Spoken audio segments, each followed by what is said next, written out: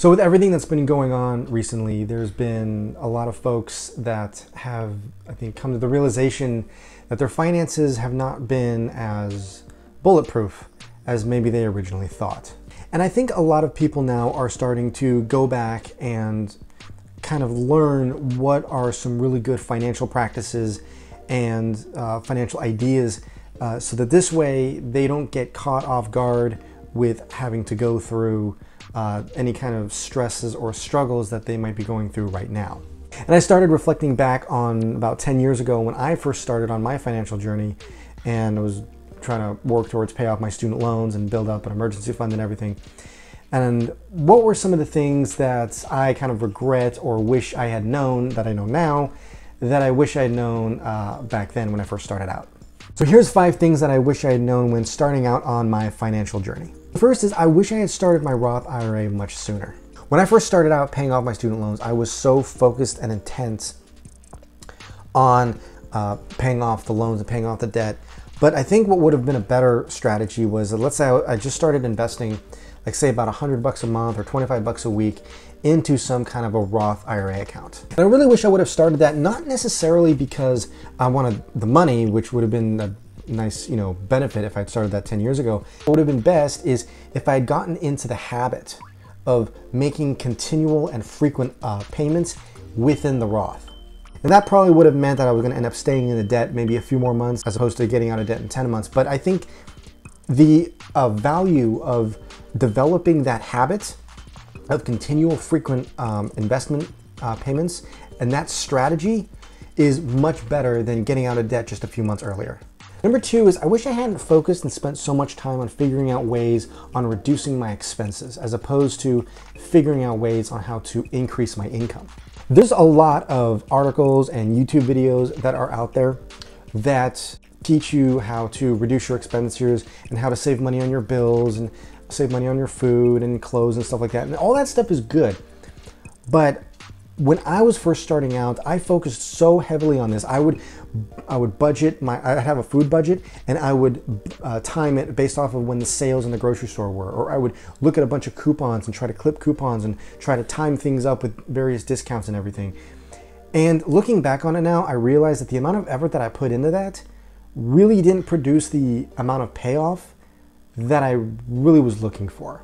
If I had started my eBay store back 10 years ago and I had learned the simple art of flipping and how to market my items and how to sell my items online, I would have had a much bigger impact on my finances than I did by doing all the trying to reduce my expenses. If I had just gone online and say looked under the free stuff for Craigslist, and whether that might have been a TV or maybe a gaming system or an old piece of furniture, I could have grabbed that for free and then I could have sold it on Facebook Marketplace or on eBay and made a profit. But the point is that spending my time learning that side of the business and developing those skills and strategies would have given me a much higher yield in terms of extra cash flow that I could then apply towards my bills and get better at finances than me spending my time surfing the web and trying to figure out what the best coupons are, how to reduce my expenditures, and saving an extra $15, $20 a month on a phone bill or something like that. This third tip has to do with investing and specifically how bonds work. So the reason bonds are usually in an investment portfolio, and the reason why I originally learned it, was because they are there to basically stabilize when the market goes down, so that this way your overall portfolio doesn't take such a massive hit when, say, we go into a recession. So let's say that over time this line basically represents the overall stock market and how it has been responding to the basic economy and everything like that. This lower line would represent how bonds are responding, that they don't really follow what the actual stock market is doing, but they just kind of lag along, especially if the market starts going up. And likewise, if the stock market appears to be going down in value, the bonds are going to follow suit, but they're going to lag severely behind. Additionally, bonds will usually have a return rate of sometimes maybe 3.5% to 4% as compared to the normal, say, 7, 8, 9% that the normal S&P would return. And since inflation usually runs about 2.5% to 3% per year on average, this makes bonds a really good method of hedging or keeping up with inflation within your portfolio. So what I would have rather done back when I say started an IRA a long time ago was say put maybe 90% into, I don't know, an index fund like VTSAX, and then put 10% into some kind of bond. And all this time over the last 10 years, maybe I would have put in around $4,000, $5,000, $6,000 into the bonds. And then what happens is when the market goes down, because the bonds would have hedged against all this inflation, once the market went down, as it recently did, I could then take those bonds, liquidate or sell them all out, take that $5,000 and then buy more shares of VTSAX when the price was already so low. So a fourth thing that I would consider is getting some kind of a financial coach.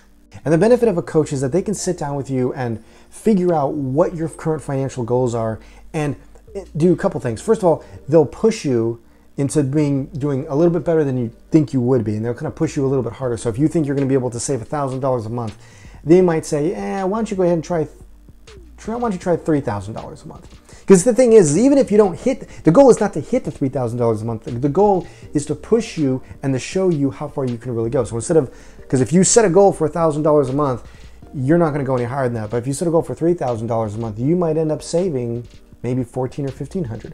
Now I want to emphasize that I am not talking about a financial advisor. Okay, financial advisors are folks that help you buy and will sell you investments for your retirement. So they'll sell you shares of like mutual funds and stuff like that. I'm not talking about that. I'm talking about an actual financial coach, which is someone who will look at your budget, will look at your day-to-day expenses, who will hold you accountable for reaching your financial goals, and will also challenge you and push you into being a lot more frugal, as well as reaching any particular income goals that you might have. And the last thing that I wish I had known back then is to not focus too much and put too much weight on other people's numbers. One of the things I used to do was look at how much debt other people used to pay off and how quickly they were able to pay it off. Or I would look at how much money they had saved, and they were able to do, say maybe, double what I could do with half the time.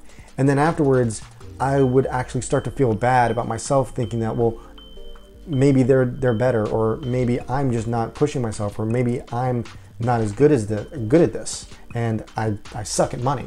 And this can create a downward spiral of depression and anxiety that's gonna just demotivate you from ever even getting better when it comes to your financial situation. But the thing that I wasn't taking into consideration was that everyone's situation is different, which leads to their particular numbers.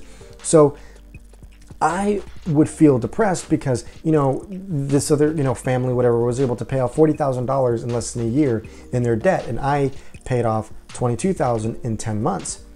But what I wasn't considering was that they were a family of two people that that had really good incomes and a good profession with no kids, living in a state that was not California. And instead of looking at other people's numbers and comparing my stats to theirs, the strategy that I would develop moving forward is, am I moving closer towards my financial goals? And at the end of the day, am I closer to my financial goals now than I was when I woke up this morning?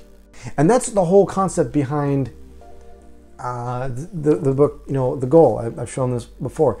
The whole idea behind this is to evaluate what actions you're taking now, and are they helping you move closer towards whatever your goal is, or are they detracting you from it? So hopefully those little tips will help you out on your financial journey, no matter where you are, especially if you're just starting out.